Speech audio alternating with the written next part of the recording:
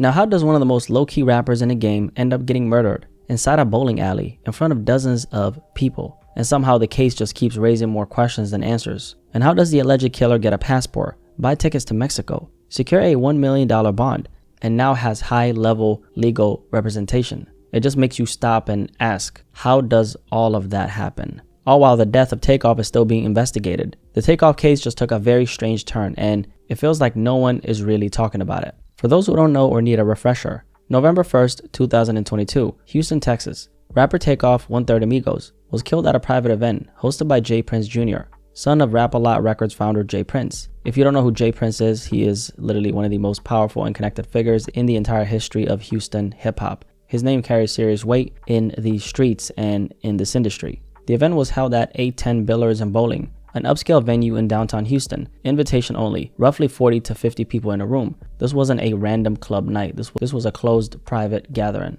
The official event wrapped up around 1 a.m., but people decided to stay. By 2:30 in the morning, the crowd had spilled onto the third floor balcony area, and that's when things went left. A dice game, money lost, tensions rising. Quavo was caught in the middle of it. Surveillance footage later showed him trying to walk away. His last words before the shots, "We don't play like that, bruh." Then gunfire. 2 weapons, 10 shell casings recovered at the scene, 9 from a 40 cal, 1 from a 9mm. Takeoff was hit twice, once in the back, once in the head. 2 other people were also shot, and the scene was chaotic. Now, I broke down this entire story in my video that I made back in March of last year. It was an investigative video that I dropped last year. I would highly recommend you check out that video, because in this video, I'm not going to go as deep as I did in that video, particularly when it comes to what happened during his death and whatnot. If you want to check out that video, link is in the description below for a complete picture. Today, I want to focus on something specific. Pretty recently, something came out regarding the Takeoff case, which I've definitely been up to date with. And I want to share those things with you guys. And there was something that quietly stood out here. The case is finally moving forward now, and I think it deserves another look. But there were some interesting things that I just really paid attention to, and I feel like you need to hear about them as well. But before we go there, let's actually look at what happened during the situation right after he died. Before police even arrived, a nurse who lived nearby heard the gunshots. She waited for the chaos to settle, grabbed her kit, and ran over to the bowling alley to see if she could help. A good Samaritan, right? But by the time she reached him, it was already too late. She said when she got to Takeoff, his eyes had rolled back. He was unresponsive. There was nothing she could do. He was gone before anyone could save him. By the time police arrived, 2:30 in the morning, downtown Houston, the scene was basically empty. Witnesses had already scattered, and a lot of them had left. Security was there. Nobody saw anything. Nobody said anything. And Takeoff was already gone. So detectives had to work with what they had, and what they had was the footage, the surveillance footage. Now, the surveillance footage placed a Patrick Xavier Clark inside that crowd, and he had a gun in his hand. And as the chaos unfolded, Clark was captured on camera firing multiple rounds in the direction where Takeoff was standing. Forensic analysis backed it up. Out of everyone there that night, Clark was the only person caught on surveillance firing in the direction that Takeoff was. After the shots, he fled on foot, briefly ducked inside the House of Blues nearby, tossed a wine bottle he had on him, then disappeared. Now, here's the thing that really bothered me. There were around 30 to 50 people at this event that Takeoff was attending, this private gathering, right? So 30 plus witnesses, and Houston PD publicly begged for anyone to come forward. Almost none of them talked. And I'll be honest, that's frustrating to even think about. Someone loses their life in front of all these people and the priority becomes not say anything. That mindset in its own is kind of a tragedy. Isn't that like sad? And look, at this point, investigators had already Clark on their radar. But having a name and being able to make a case are two very different things. What they needed was simple. More leads, more evidence, and people willing to talk. But they weren't getting that. Houston PD's homicide sergeant, Michael Burrow, said it plainly. Over 30 people were standing outside that bowling alley, and every single one of them left without giving a statement. Every single one. Some were tracked down later, but the damage was already done. And when you sit with that, it's kind of heavy, because behind all the speculation, behind all the unanswered questions, there's a real person at the center of this. Takeoff was a son, a nephew, 1/3 of one of the most iconic rap groups in hip-hop history, Migos. Gone. Not on a tour bus, not on a stage, at a private event, surrounded by people who knew exactly what happened, and almost none of them said a word. And that's the reality of this case before it even really began, and before we move forward. Let's not forget that a precious life was lost here. The quiet one, Takeoff, the one who just always stayed to himself, the guy who was always so low-key, the one who stayed out the way, he's the one who lost his life. It doesn't make any sense. Then on December 2nd, 2022, exactly 31 days after Takeoff's death, Patrick Xavier Clark was taken into custody and charged with murder. But here's where things get interesting, right? Clark didn't stay locked up for long. He got out on a $1 million bond. And the question that never really got a clean answer was who paid for that? Aside from being stated that a family friend and had helped secure his release, we don't know more than that. When you look at who Patrick Clark actually was, he was a local DJ, a strip club promoter, not exactly someone you'd expect to have that kind of money sitting around. And on top of that, it was reported that he operated largely in cash. So, where did $1 million come from? Nobody ever really explained this part and the media moved on, but the question didn't go away. And the question didn't just come from us, the people.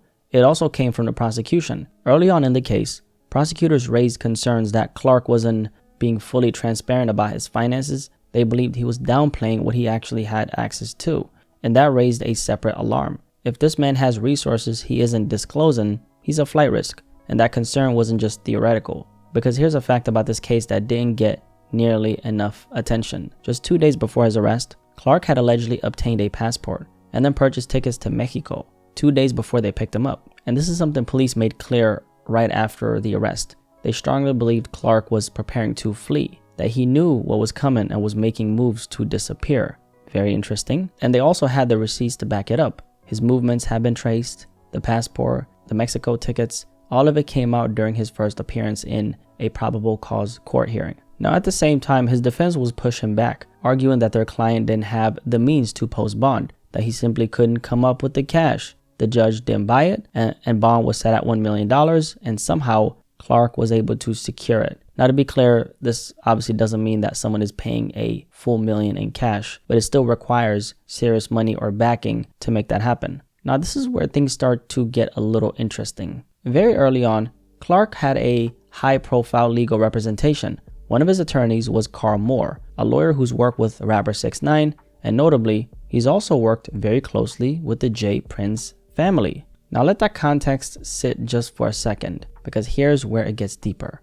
When Clark was released on bond, his bond conditions included a list of people he was not allowed to contact. On that list, J. Prince Jr., the son of J. Prince, the same person who hosted the event where Takeoff was killed. And not just him, any members of his family or household were listed as well. Now, nobody officially explained why those names were on there, but think about what you just heard. The alleged killer's attorney has ties to the J. Prince family. The shooting happened at an event hosted by J. Prince Jr., and when Clark gets out on bond, the court felt it was necessary to specifically bar him from contacting that same family. I'm not here to tell you what to think, but you can obviously think for yourself, right? But those are facts, and you can decide whatever you make of them. And then there's another very interesting detail that I actually went over in my video from about a year ago. A man named Jim Willis surfaced in connection with the case. He was apparently a private investigator, reportedly working for Clark's defense. And according to what came out, this private investigator was the same person who facilitated the bond. Not paid for it, facilitated it, meaning someone else's money was behind it. Willis was just the one who made it happen. So now the question shifted. It was no longer how did this guy who's accused of killing Takeoff get out? It became who actually wanted him out. Who is this Willis private investigator working for? And is it possible that this private investigator was simply a lawyer between Clark and whoever was truly funding his release? Again, I'm not telling you what to think. You can connect the dots yourself. Now, the more you look at this case, and particularly some of these things here, the more you realize that almost nothing is straightforward. Actually, it is straightforward depending on how you look at it, but at the same time, there's more questions than answers. And here is where things get really interesting, right? The J. Prince family has their own attorney. His name is Kent Schaffer, a high-profile attorney who's worked with major artists like Travis Scott. And back when those bond conditions surfaced, the ones listing J. Prince Jr. and his family as people Clark could not contact, Kent Schaffer made a public statement about this, and this is what he said. He said there was no reason for the Prince family's name to be included in those conditions. The state agreed, and they were removed. Okay, fair enough, but still doesn't explain why they were there in the first place. And now here's where this case takes a turn that I generally was not expecting. Now remember the attorney that I mentioned? Not Kent Schaffer, Carl Moore, who is of course Patrick Clark's attorney, the one with ties to the J. Prince family. Now this attorney actually just a few weeks ago ended up withdrawing from the case. No explanation given. He's out. Now Patrick Clark in this case also had another attorney. She was a black woman. Her name was Letitia Hollins. she was actually representing him until recently. Now, 1 month ago, she was replaced. And who replaced her? Kent Schaffer, the same attorney who publicly defended the J. Prince family when their names appeared in Clark's bond conditions. The same family whose event this shooting took place at. He is now representing the man accused of pulling the trigger and killing Takeoff. And it's also worth noting how slow this case has been moving forward. This happened in November 2022. We're now in 2026, and there's still no trial. However, a trial is apparently set for November of this year. But there are no plea deals or no agreements yet. Now, according to Clark's own attorney, both sides have spent the last several years exchanging evidence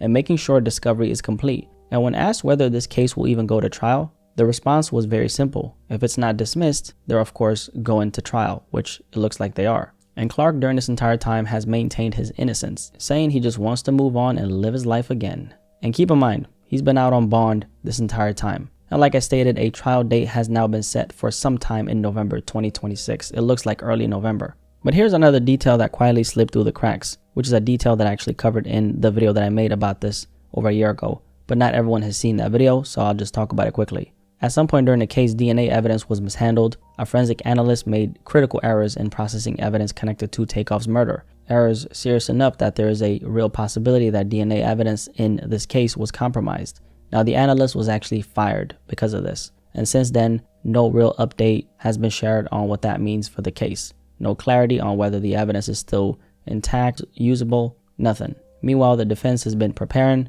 the prosecution has been building, and the rest of us have obviously just been waiting. 4 years later, still no justice for Takeoff. When you take a step back and look at everything together, this whole thing definitely starts to raise a lot of questions. $1 million bond, paid by unknown hands, an attorney with direct ties to the family who hosted the event, names added to bond conditions, then quietly removed, and a case that has somehow dragged on for all these years with no resolution yet. And then you have the 30 plus witnesses all at the same private event, and almost every single one of them decided to stay silent. Now, I understand the culture, the no snitching culture, right? Actually, I don't understand it, but I'm just trying to make a point. I get that some people might think that way, but obviously in this situation, it's just like Takeoff wasn't involved in whatever went down that night. By all accounts, he didn't even want to be there. He was only there because Quavo wanted to go. He was innocent. He was caught in something that had nothing to do with him.